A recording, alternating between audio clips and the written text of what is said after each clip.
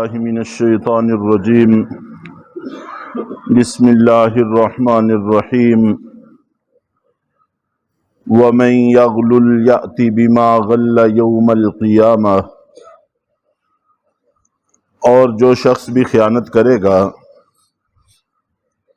تو وہ اس چیز کو قیامت کے دن لے کر آئے گا جس کو اس نے خیانت کر کے لیا تھا۔ گزشتہ درس میں یہ بات عرض کی تھی کہ کسی کا بھی مال اس کی دل کی خوشی کے بغیر استعمال کرنا جائز نہیں ہے، چاہے وہ استعمال کرنا خیانت کے ذریعے سے ہو، فراڈ کے ذریعے سے ہو، دھوکے کے ذریعے سے ہو، رشوت ملاوٹ کسی بھی ذریعے سے ہو، تو کوئی صورت بھی اس کی جائز نہیں ہے، اور قیامت والے دن اس کا حساب دینا ہی ہوگا۔ خاص طور پر ایسے اموال جو اجتماعیت کے ساتھ تعلق رکھتے ہیں، وقف املاک ہوں، بیت المال ہو، قومی خزانے ہوں، تو اس میں اور بھی زیادہ احتیاط بڑھ جاتی ہے، اور اس وقت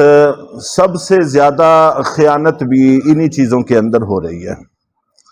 شاید ہی کوئی شعبہ، کوئی محکمہ اس سے خالی ہو اور اس سے پاک ہو،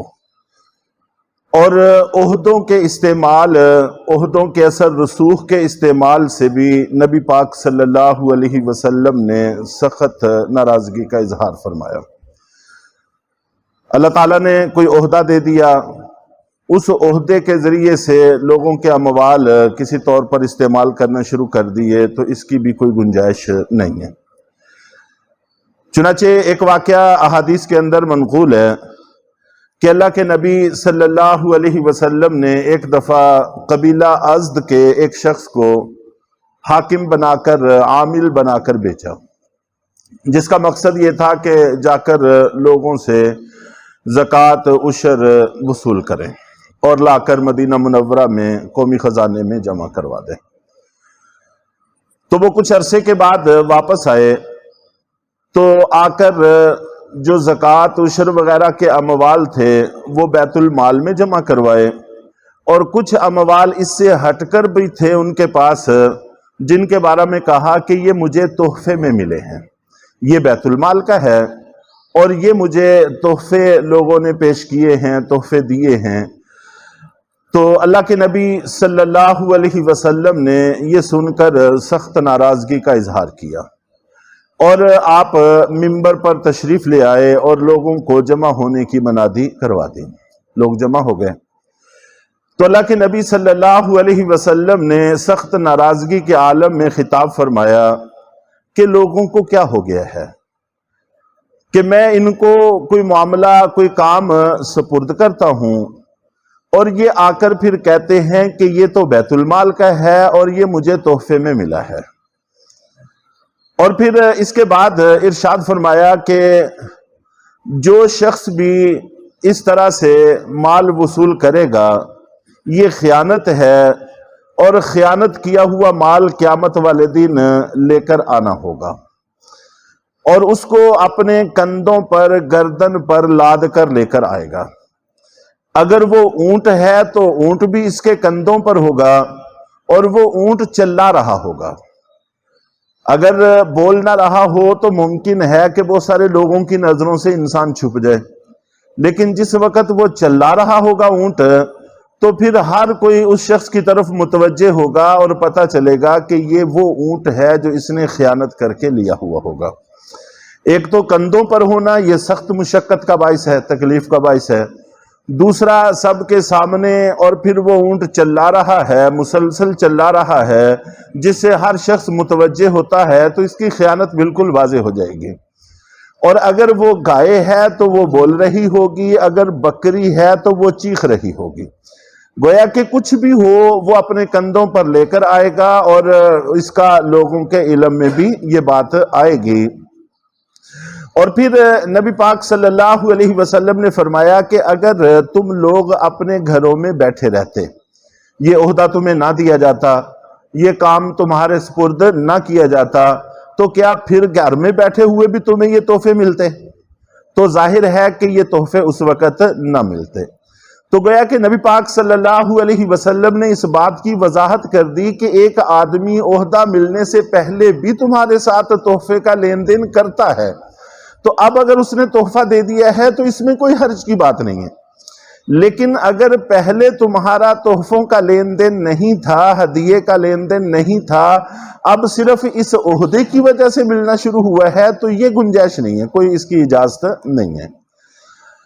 تو اگر تم گھروں میں بیٹھے رہتے تو کیا پھر بھی تمہیں یہ تحفے ملتے؟ اور اس کے بعد اللہ کے نبی صلی اللہ علیہ وسلم نے اپنے دونوں بازو اوپر کو اٹھائے، اور صحابہ کرام کہتے ہیں کہ اتنے اونچے اٹھائے کہ آپ کی بغلوں کی مبارک سفیدی ہمیں نظر آنے لگ گئی۔ عام طور پر بغیر سلی چادر اوپر لی ہوئی ہوتی تھی، تو جب اوپر کو ہاتھ اٹھائیں تو بغلیں نظر آتی ہیں، تو نبی پاک صلی اللہ علیہ وسلم کی صاف شفاف بغلیں اور ان کی سفیدی ہمیں نظر آنے لگے۔ اور پھر آپ نے فرمایا کہ اے اللہ گواہ رہنا، میں نے بات پہنچا دی ہے، میں نے بات پہنچا دی ہے۔ تو اس لیے اس وقت خاص طور پر عہدوں کا ناجائز استعمال اس قدر شدت کے ساتھ ہو رہا ہے کہ جس کی کوئی حد نہیں ہے۔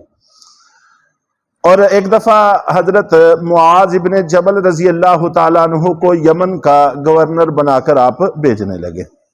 حضرت معاذ ابن جبل رضی اللہ تعالیٰ عنہ یہ نبی پاک صلی اللہ علیہ وسلم کی حیات طیبہ سے ہی ایک کامیاب گورنر رہے ہیں،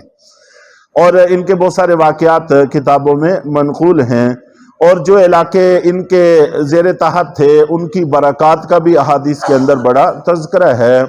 کہ ان کے پورے زیر تحت علاقوں میں سے ایک شخص بھی ایسا نہیں تھا جو زکوٰۃ دینے والا ہو، سبھی کے سبھی زکوٰۃ لینے والا ہو، سبھی کے سبھی زکوٰۃ دینے والے تھے، صاحب نصاب تھے، غنی تھے، امیر تھے، کوئی ایک بندہ بھی نہ کوئی مقروض تھا، نہ کوئی غریب تھا، نہ تنگ دست تھا۔ اللہ تعالیٰ نے ایسی برکات سے نوازا تھا۔ تو ان کو یمن کا گورنر بنا کر بھیجا، اور پھر کہتے ہیں کہ جب میں جانے لگا تو مجھے واپس بلایا، اور بلا کر مجھے فرمایا کہ جو کچھ بھی تم میری اجازت کے بغیر اس میں سے لوگے وہ خیانت ہوگی، اور جو خیانت ہوگی وہ قیامت والے دن لے کر آنی پڑے گی، اور اس کا حساب اس وقت دینا پڑے گا۔ بس میں نے اتنا ہی کہنا تھا، اس لیے اب آپ تم چلے جاؤ۔ تو حضرت معاذ بن جبل رضی اللہ تعالی عنہ نے پھر ایسی زبردست اور مثالی گورنری فرمائی کہ کبھی بھی ان کے بارے میں اس طرح کی کوئی بات نہ ہو سکی، اور صحابہ کرام سارے کے سارے ایسے ہی تھے۔ تو بہرحال یہ اس طرح کے واقعات خلفائے راشدین کی زندگی میں بے شمار ملتے ہیں کہ انہوں نے کس طرح سے بیت المال کے حوالہ سے احتیاط برتی۔ حضرت ابو بکر صدیق رضی اللہ تعالی عنہ کا وہ واقعہ بڑا معروف اور مشہور ہے، بکثرت سننے کی وجہ سے ہم بسا اوقات اس کی تاثیر محسوس نہیں کرتے، کہ حضرت ابو بکر صدیق رضی اللہ تعالی عنہ مساوات کے قائل تھے۔ ان کی رائے یہ تھی کہ بیت المال میں سے ہر شخص کو حصہ اس کے عظمت، عزت اور ان کی قربانیوں کے اعتبار سے نہیں ہونا چاہیے، بلکہ اس کی ضرورت کے اعتبار سے ہونا چاہیے۔ ایک گھر کے اگر 10 افراد ہیں تو اس اعتبار سے اس کو وظیفہ ملے، ایک گھر کے اگر 4 افراد ہیں تو ان کو اس حساب سے وظیفہ ملے۔ اس میں یہ نہیں دیکھا جائے گا کہ کوئی خلیفہ ہے، کوئی وزیر ہے، کوئی مشیر ہے، کوئی عام آدمی ہے، یہ بات نہیں دیکھی جائے گی۔ ایسا ہو سکتا ہے کہ ایک غریب آدمی ہو، اس کے گھر کے افراد زیادہ ہوں، عام آدمی ہے، اس کے گھر کے افراد زیادہ ہیں تو اس کا وظیفہ زیادہ ہوگا، اور امیر المومنین حضرت ابو بکر صدیق ان کے گھر کے افراد تھوڑے ہیں تو ان کا وظیفہ کم ہوگا، ایسا ہو سکتا ہے۔ حضرت ابو بکر صدیق رضی اللہ تعالیٰ عنہ اس بات کے قائل تھے، چنانچہ انہوں نے اپنے گھر کی ضرورت کے حساب سے اپنے لیے جو وظیفہ مقرر کروایا وہ بھی دوسروں سے مقرر کروایا، خود طے نہیں کیا تھا، اور طے کرنے والے بھی امین الامت تھے، بڑی احتیاط کے ساتھ طے کیا۔ تو بیوی نے میٹھا پکانے کی فرمائش کی تو فرمانے لگے کہ میرے پاس تو اس کی کوئی گنجائش نہیں ہے، تو تھوڑا تھوڑا بچا کر مہینے بھر میں اتنی مقدار جمع ہو سکی کہ میٹھا پک سکے۔ تو آپ نے وہی ساری مقدار لی اور لے جا کر بیت المال میں جمع کر دی، اور ساتھ ہی یہ کہا کہ اس کا مطلب یہ ہے کہ میرے گھر کا خرچ اس سے کم میں چل سکتا ہے تو اتنی مقدار میں زیادہ وصول کرتا ہوں، تو وہ مقدار جمع کروا دی اور آئندہ سے مستقل اپنے وظیفے میں اتنی کمی بھی کروا دی۔ اس طرح کی احتیاطیں تھی صحابہ کرام کی حیات طیبہ میں، تو پھر اللہ تعالیٰ نے یہ مقامات ان کو عطا کیے تھے۔ اور اللہ کے نبی صلی اللہ علیہ وسلم کا فرمان ہے کہ کوئی آدمی اس کی روح اس کے جسم سے جدا ہو اور اس کے ذمہ نہ قرض ہو، نہ اس نے کوئی خیانت کی ہو، اور وہ تکبر سے پاک ہو، تو وہ جنت میں داخل ہو جائے گا۔ اگر خدا نہ خواستہ اس میں تکبر ہوا یا خیانت ہوئی یا اس کے ذمہ قرض ہوا تو جنت میں داخلہ مشکوک ہو جائے گا اور مشکل ہو جائے گا۔ اس حوالے سے ایسی باتوں میں کافی احتیاط کی ضرورت ہے۔ اللہ تعالی ہم سب کو عمل کی توفیق عطا فرمائے۔